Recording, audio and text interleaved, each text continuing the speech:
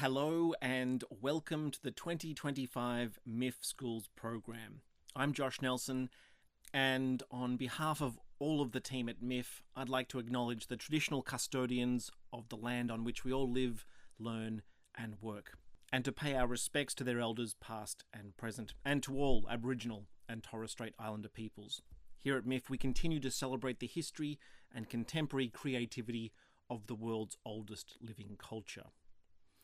As those of you familiar with the MIFF Schools programs from previous years will no doubt already be aware, these presentations have been created as an educational resource for teachers and students, providing an overview of each film text, suggesting strategies for analysis and topics for classroom discussion, and tying together aspects from the films to the various assessment criteria found within the language courses offered under VCAR, and also to subjects such as English and EAL, literature, media studies, and the film study course for the International Baccalaureate.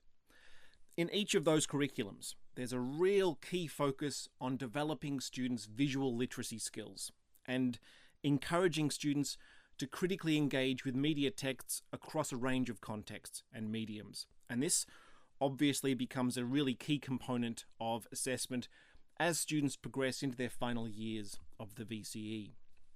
So for that reason, film analysis will be a key focus of these presentations, not as a replacement or as a substitute for the focus on language and cultural aspects, but rather as something that can sit side by side those key focus areas.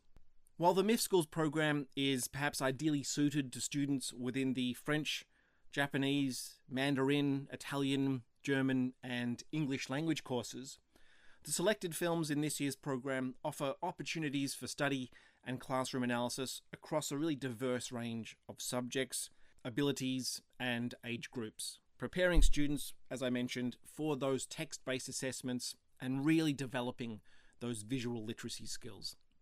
Now, I'm going to focus on the film techniques and terminologies that students would ideally have a familiarity with in just a moment. But before I do that, here a brief synopsis of the film might be useful. Now, I should mention this will be a relatively spoiler-free presentation. I'm going to avoid, as much as possible, giving away any crucial plot details or revelations within the films themselves, while still providing you with an overview of the content of the film and suggesting some strategies and suggestions for analysis that should really help structure that post-screening and pre-screening classroom discussion and context. Celebrating its 25th anniversary, the award-winning Looking for Alibrandi was a generation-defining Australian teen coming-of-age story centred on Josie Alibrandi, an Italo-Australian teenager about to embark on her final year of high school, under the watchful eye of her strict nonna and mother, and the spectre of her supposed family curse. Josie, a student on scholarship at the prestigious St Martha's in Sydney, is becoming a target for posh bullies, a consequence of her working-class migrant heritage and illegitimate birth. Heading into Year 12 with budding romances coming into conflict with scholarly pursuits, Josie will study, party, fight, grieve, meet her long-lost biological dad, uncover buried secrets, and maybe find out who she is along the way. Adapted for the screen by Melina Marchetta from her own hugely successful 1992 YA novel, and directed by first-time filmmaker Kate Woods, Looking for Alibrandi was a critical and commercial big-screen hit back in 2000, sweeping the AFI Awards and beating out the likes of Chopper for Best Film and Best Editing, while luminous newcomer Pia Miranda won for Best Leading Actress, and her on-screen mum, Greta Scacchi, took home Best Supporting Actress, and Marchetta won Best Adapted Screenplay. And now, a quarter of a century on, Alibrandi's female-led production has been lovingly restored in 4K, ready for that magic to be rediscovered for a whole new generation of teenagers. But before we look at this film in more detail, I do want to return to the terminology and techniques that I flagged at the beginning of the presentation, and that real core focus on developing students' visual literacy skills. And so I would actually recommend to teachers that prior to attending the screening, it might be really useful to either introduce, depending on the age level of the students, or at least revise a selection of key film terminology and techniques that students should really be thinking about while they're watching the film. Because, and I realize I say this every year, it's crucially important to reinforce the need for students to actively engage with these films. Yes, they're entertaining. Yes, films are fun. But there also needs to be that expectation placed upon students that they'll be watching these films in order to analyze them. Whether that's as part of a non-English language course, or English, EAL, media, or a film studies unit. And on that, I would actually suggest that students take notes, or be encouraged to take notes during the screening. It's one way to ensure that they're going to be actively engaging with what they're seeing on screen. Now, I'll talk about some of these elements in relation to the specific film in more detail shortly, but just as a general overview of film techniques, something that might be beneficial prior to the screening, this might be a useful starting point. And look, there's no shortage of film resources online that can assist in that process, whether that's on YouTube or in, say, textbook form. I would also really emphasize from the outset that it's important that students can firstly identify the technique that's being used, that secondly, they can understand its general function in the context of film language and filmmaking, especially in terms of creating meaning within the film itself from a filmmaker's perspective.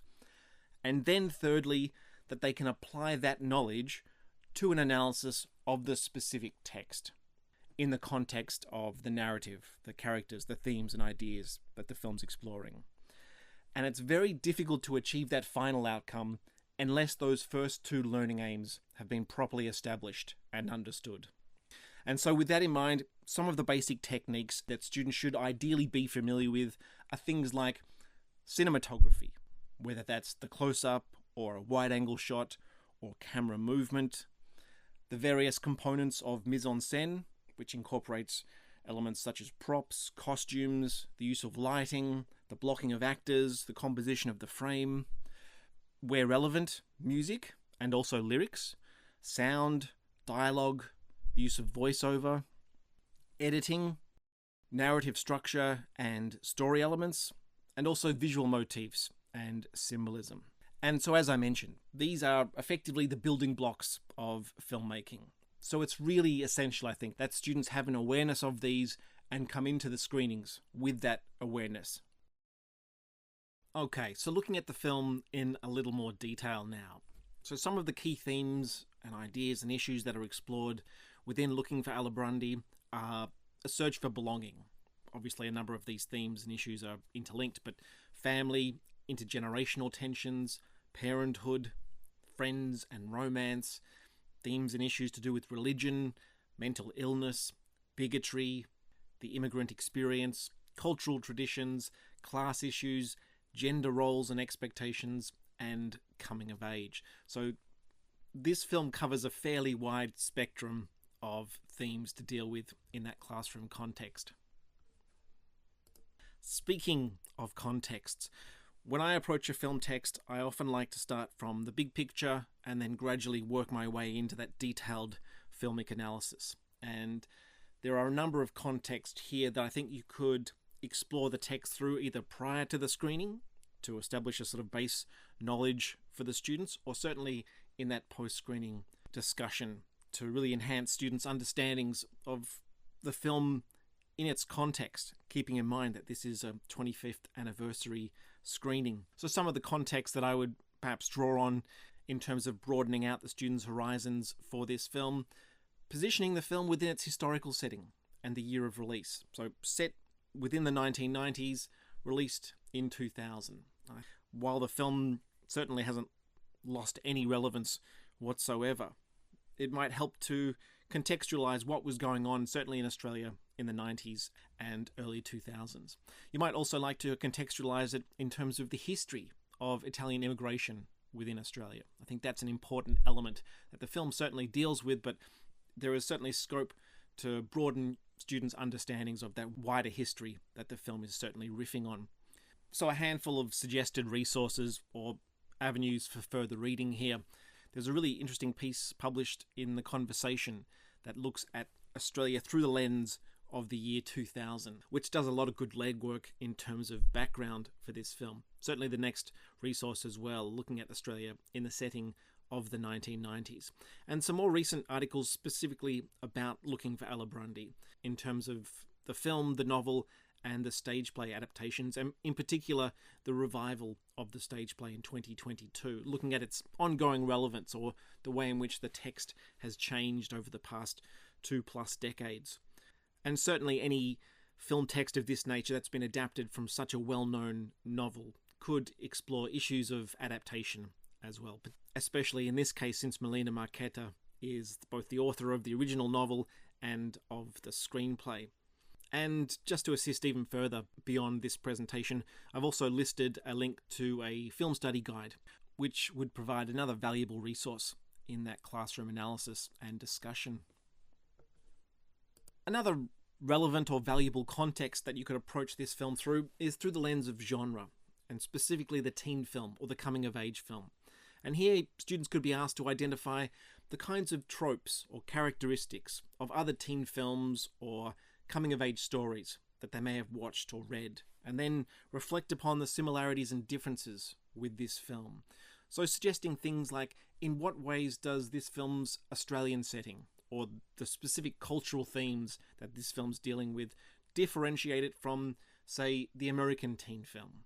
In what ways is Josie a typical teen film protagonist, or indeed an atypical teen film protagonist? And there's some recent examples that I've listed there, Lady Bird and Are You There, God? It's Me, Margaret, both centered around female protagonist, which is perhaps not the dominant trope. Many teen films revolve or focus on male characters, certainly going back to that period of the 80s teen film. So students could benefit from having an understanding of, I guess, the history and development of the teen film and where this film sits within those generic traditions. So the teen film, coming-of-age stories.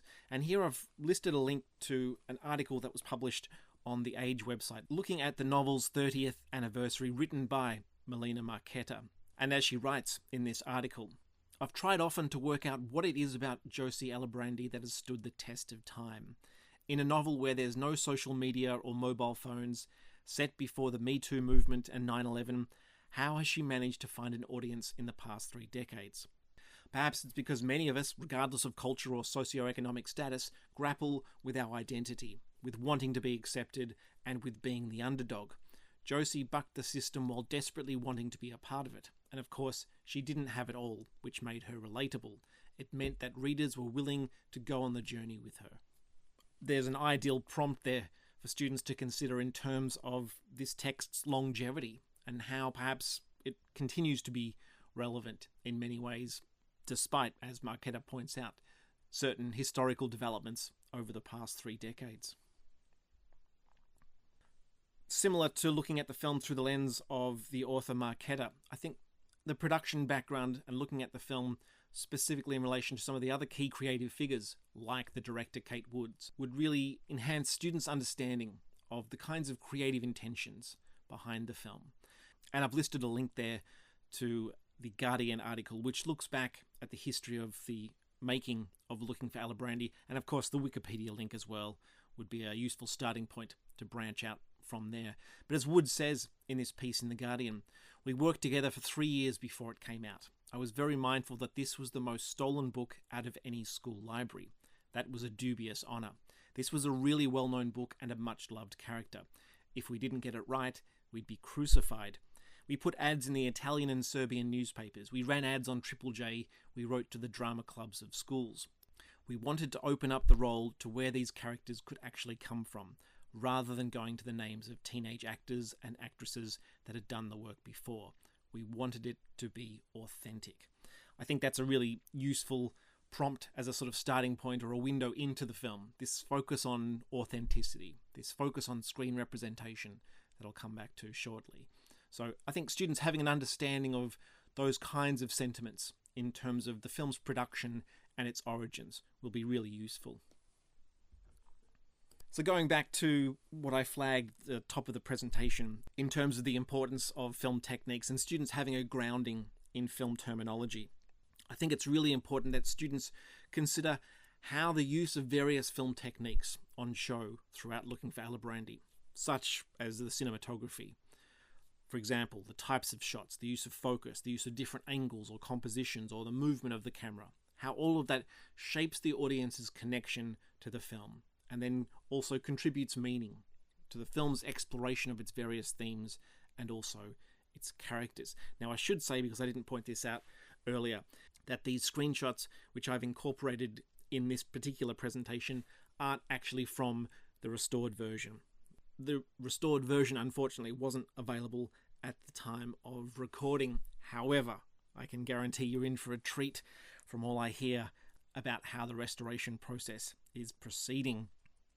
Okay, so looking at some of these techniques, and like I mentioned earlier, that real importance about students being able to identify the technique, having a basic understanding of its general function in the context of filmmaking as a meaning maker, the language of cinema, and then being able to apply that knowledge to the context in which the particular technique is being used, whether that's a key sequence, a scene, a shot, whatever it might be. And here we have some examples where I think students could draw on particular techniques to demonstrate that three-stage process. So, for example, a close-up shot. Why would a director use that? Well, to create a sense of intimacy, to foster that connection between a character and the audience. For example, in a key emotional moment within the film, where the director is drawing us into Alibrandi's world, her emotional state, where she's spotting someone in a crowd that she thinks or mistakes for someone else. It's a really important moment in the wake of, say, her grief that takes place within the film. The close-up shot in that context has a very particular function. Wide-angle shots as well tend to have the opposite effect. It's not about intimacy and character, it's about context, it's about setting, generally speaking. So again, wide-angle shots as they're used within this film, or indeed in this particular shot, to give it its own context, a shot of Josie's school with the harbour bridge in the background. Again, there's something sort of monolithic about this Catholic school institution and the way that the Sydney Harbour looms behind it, almost as a source of her aspirations, which is borne out in other scenes, including those with her father, from his apartment that also happens to look out over the harbour. And we know from other scenes within the film that she craves success. She has these aspirations of being a famous solicitor, for example. The wide-angle shot in this particular instance isn't just a shot of the city or a shot of the school. It's not just an establishing shot. You can read into it these other elements which tie into the themes and characters of the film. Now, typically, when we talk about high-angle or low-angle shots, a high-angle shot in which characters are filmed from above looking down tends to diminish their status on screen, whereas low-angle shots shooting up from below tend to exaggerate, for example. Now, here we have an interesting demonstration of that in the particular scene involving a debate between Josie's school and another character, Jacob, played by Kit Gurry. And it's interesting to consider the way in which Woods approaches this scene through the camera work. So using that high-angle shot to diminish this character almost at the start. You know, we're sort of looking down on him in the same way that some of the other private school kids are looking down on this far more working-class character. And yet, you'll notice when you watch this film, or if you've already seen it, that as he draws the crowd in, as he starts to win them over, not only do we move in closer to a more intimate relationship to his character, but we get that low-angle shot. It's not quite the complete hero shot, but it very much reflects a change in our relationship to this character, both as an audience and within the context of the scene itself. There are other techniques here that I would recommend students consider or certainly look at in that post-screening analysis. The use of voiceover and how that shapes our relationship to Josie's character is a key element within this film. We also have other recurring motifs in terms of the camera work. The use of overhead shots that we get at a number of points within the film. Almost this sense of Josie being judged from above. You know, again, this ties perhaps into the film's religious themes or the themes of her expectations or responsibility, her connections to her family, to her cultural heritage, for example, or simply the way she puts pressure on herself, the way she judges herself. These themes are extrapolated perhaps through the visual language of the camera work. The use of profile shots, the similarity that is borne out between Josie and the revelation of her father. And that maybe, despite the fact that he's been absent from her life up until this point, that there is a kind of similarity in their characters, in their attitude, in their personality, which is certainly borne out through shots like this particular profile shot. The point of view, or the POV shot, would be another way in which the filmmaker uses the language of the camera in order to situate us within the experience or the perspective of certain characters within the film. The other element in terms of the film's visual or stylistic approach is the way in which Looking for Alibrandi toys with notions of realism and departs from it in very particular ways at various points. So students should really consider the various variations in the stylistic approaches that are adopted within the film. And again, how these serve to further align us as an audience with Josie's perspective, or indeed reflect upon various cultural traditions or stereotypes. Often, I would add, quite playfully or tongue-in-cheek. One of my favourite sequences within this film is one where Josie's imagining her nonna's spiring, where she's under the watchful eye constantly of the Italian community in the gossip chain with her nonna. And we have this sort of break from the immediate reality of her world filtered through her imagination or her perspective or her fantasy of the nonnas like looking through newspapers like spies or taking photographs and making phone calls and her being captured like paparazzi, and then almost instantaneously, what she's been up to is front page news. It's a stylistic approach that very much anchors the audience to her perceptions about herself and her cultural traditions and the other characters around her. And we see this variation of style throughout the film. Some other examples. The opening sequence with the Tomato Day festivities has a kind of sepia tint to it initially. Again, anchoring what's taking place within a kind of age-old tradition or historical lineage before bringing us into the contemporary day.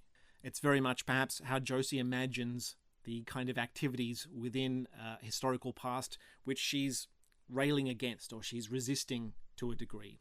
We also get these sort of flash forwards of these fantasy scenes or flights of imagination that she's prone to. And interestingly enough, we get these moments elsewhere in the film where the film starts to kind of merge the fantasy and the reality. They're no longer just sort of flash forwards. We have these moments where it's almost as if the external world has been brought in line to Josie's vision of it, which we have in one particular moment involving a stained glass window. Mise-en-scène is a really key term within film analysis, and basically it refers to everything that goes into the frame, into the composition. So it involves elements such as lighting, the composition of the frame, the use of props, the blocking of actors, the use of costumes, and so on and so on. How do all of those elements, the visual design, the various production departments, bringing an image to screen, how do they convey meaning? How do they shape our relationship to themes and characters? What can we tell about characters or their emotional state or the world that they inhabit solely from the look of certain scenes or sequences? And this film has a particularly refined approach to mise-en-scène. So one way would be approaching it through the lens of, say, colour. Now, coming back to that opening scene, the Tomato Day sequence, you'll notice these flashes of red that are connected, not only through, obviously, the tomatoes, but through the costumes. The way Woods establishes a very particular kind of colour palette early on. And then throughout the film, red becomes crucially important. And you can see that just in some of these screen captures here. The way costumes and, say, red dresses are used to exaggerate particular characters within the frame. Josie's bedroom, the mise-en-scène of that is overwhelmingly connected to the colour red. The red dress that Josie wears in one particular sequence. The red box that harbours the family's history of photographs.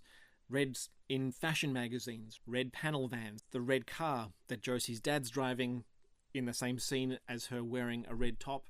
And interestingly enough, you start to notice the way in which red starts to filter out into the outside world, the other characters that Josie interacts with. There's a particularly subtle nod that we get later on within the film, where Jacob, one of the romantic interests within the film, there's an earlier sequence where they both ride on his motorcycle, and they're both wearing black helmets. But in a later scene when she turns up to his house, not only do we see that he lives in a house with a red door, but when she enters his bedroom, the helmet that's on his shelf is now red. So there's a change that's being suggested through the mise-en-scène in quite subtle ways, as well as obviously more overt ways, that suggest Josie's connection and how she's changing over the course of the narrative, and also how perhaps that change is being reflected in other characters around her. So students should really consider the film's mise-en-scène not just in isolation, but across the narrative more broadly. Music and sound are another two key elements of this film's production, and again, that language of cinema. And students should really consider the various ways that the director Kate Woods employs oral techniques throughout. So, for example, how are music and sound used to develop character? For example, through voiceover, or simply to accentuate particular scenes or sequences. We have this recurring oral motif of the sound of an aeroplane, and we see an aeroplane. In fact, it's the opening shot of the film. And why perhaps is this motif of sound being introduced at certain key moments within the film? Also, in terms of the film's soundtrack, what types of music are heard within the film? How do these various songs reflect the film's thematic conflicts, such as generational tensions or issues related to Australian culture within the decades of the 90s and early 2000s? We have a tension that's being played out right from the earliest moments within the film, say between traditional Italian music and Oz rock. And when we come full circle to the end of the film, we get a nuanced spin on the importance of music and maybe how these sort of cultural divides are being bridged through the final music that plays then through the closing credits. I also encourage students to consider lyrics when they're considering music, just as important as dialogue in terms of what do the lyrics of certain songs or music bring to key moments. There's a great scene between Josie and her father where we hear The Unguarded Moment, a song by the Australian band The Church. And I will do you the honour of not singing that for you right now. You can read the lyrics and sing along in your head. Another example, Supernova, Magic Dirt's cover of the Liz Phair song, which we hear during that motorbike ride I mentioned just before. Again, I'm not going to sing it, but the lyrics punctuate the moment of that scene. The music has been chosen with a specific purpose, and the lyrics and the music punctuate that. So looking at some of the themes in a little more detail here, the theme of identity is obviously very much at the forefront of this film. This search for identity, search for belonging, and it cuts across a number of different categories of identity, from age, gender, class, and also multiculturalism.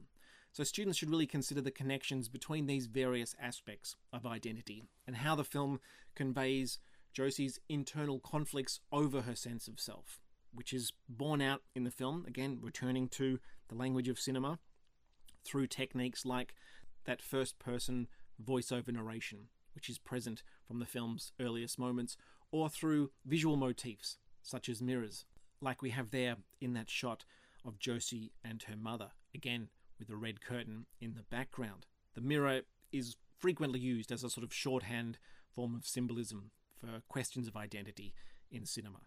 Confronting the self, the mirrored self, the notion of the ideal self versus the reality. All these elements come into play frequently when looking at mirrors as motifs in cinema.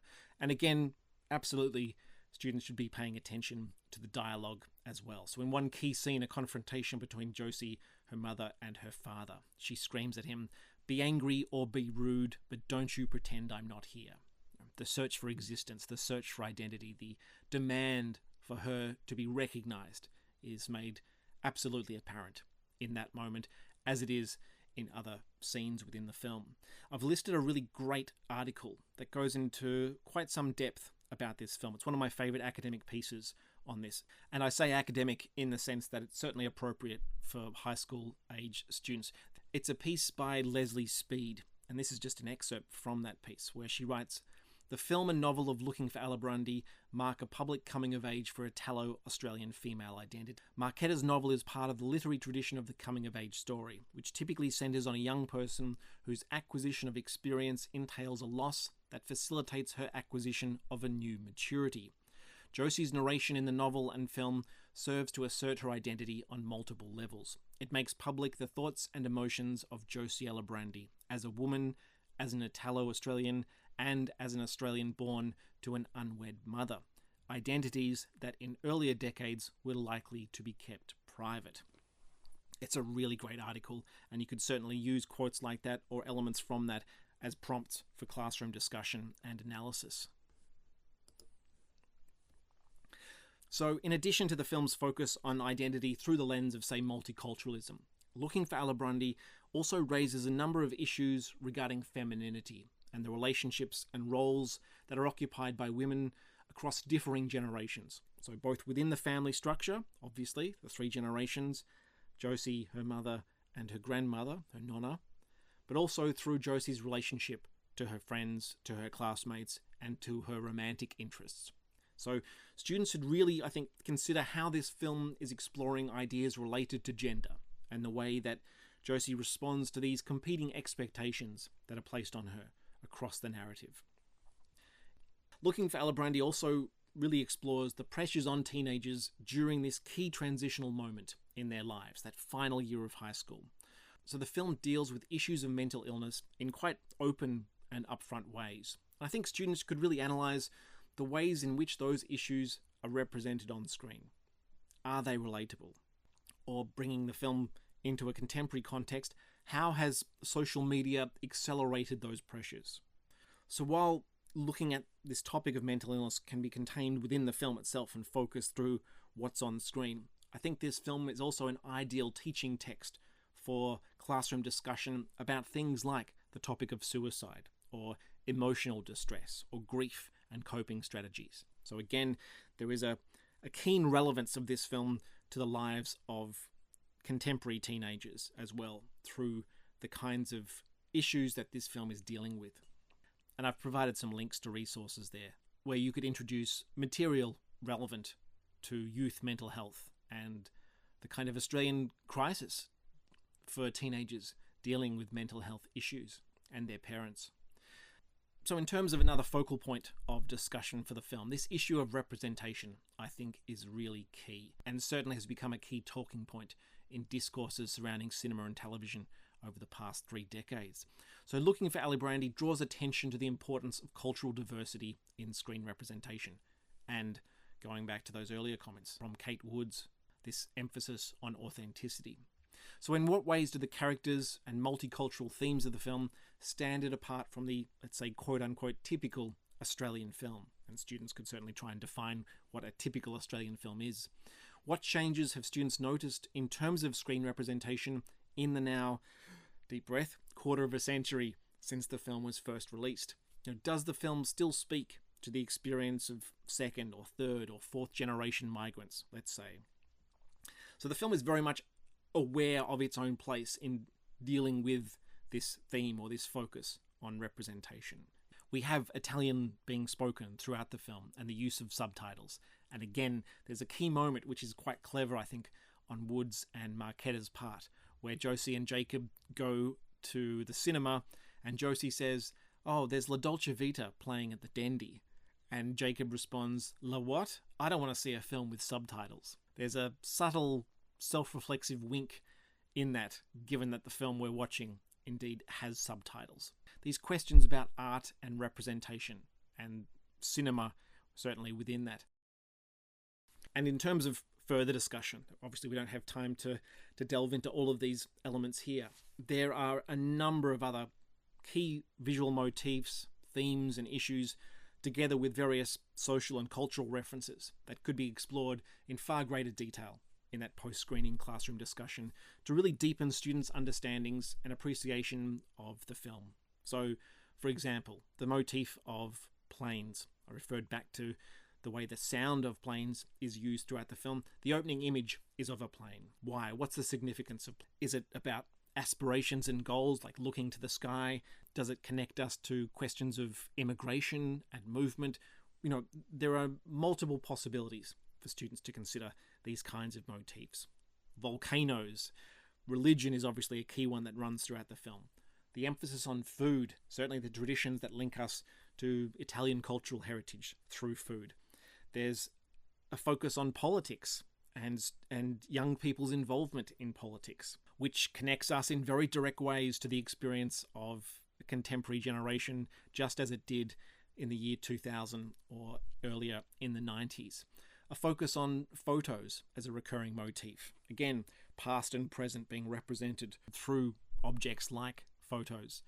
Compositional motifs, such as shooting Alibrandi through windows or framing her within windows throughout the film. What does this suggest? Does it suggest her being kind of boxed in? Does it suggest her yearning for freedom, of looking out into the outside world, like the future that lies beyond high school? And I had to include this because I have an inkling that the muck-up day traditions of the 90s and early 2000s may have changed a little in recent years. So maybe students could get a sense of, without encouraging them into shenanigans or misbehaviour, certainly the year 12s, that muck-up days were perhaps a bigger thing back in the ye olde days. Cough, cough. Okay, without giving anything away, what impressions does Woods leave us with at the end of the film? So asking students to consider, what's the tone of the ending? In what ways has Josie's life, and the narrative as well, come full circle? Is there a sense of resolution or a sense of closure, or are there still doubts, lingering doubts over the characters' futures? What might Josie's relationships with her family or friends or her lovers look like in the future? And here again, as always, students should really be encouraged to consider a range of interpretations in their responses. And so at the end of the film, we return to Tomato Day, 1 year on from where the film begins. What's changed in Josie? It's an ideal structure for a narrative in a way, because it brings into sharp relief the kind of contrast between where we began and where we finish off. And once more, we have images or motifs like the aeroplane there. In terms of bringing things full circle and putting into practice the kind of focus on film techniques and film terminology and critical strategies for analysis, the assessment task of a review, I think, is a valuable one. So students could be tasked with reading and critically engaging with other published reviews of the film, and then respond by writing their own, drawing on their analysis of the film, the classroom discussion, and more importantly, utilising the kinds of terminology that I've made reference to throughout this presentation. And here's an excerpt from a review by David Stratton that was published on the film's initial release back in 2000 for Variety, where Stratton writes, "Though the theme, a teenage girl chafes against a clinging Italian family, is a familiar one, looking for Alibrandi is a breath of fresh air. This accomplished adaptation of a popular 1992 novel by Melina Marchetta, built around a glowing central performance from newcomer Pia Miranda, stands every chance of clicking with Aussie audiences, teens as well as older viewers. Alibrandi is beautifully written by Marchetta and is directed with skill and precision by first-time feature filmmaker Kate Woods, who has a solid background in TV drama. The project would not have worked as well as it does, however, if the central casting had not been on the mark. Miranda, on screen in almost every scene, gives an immensely subtle performance. She conveys not only the spiritedness of a girl who loves and respects her family, yet is determined to carve her own path in life, but also the qualities of a shy lover, dedicated student, and bereaved friend." 4 stars, David Stratton. And with that, we have reached the end of the presentation. For information regarding bookings, age suitability, or additional details for all of the films in this year's MIFF Schools program, head on over to miff.com.au/schools, where you will find all the information and resources, as well as links to the rest of this year's festival program and screenings.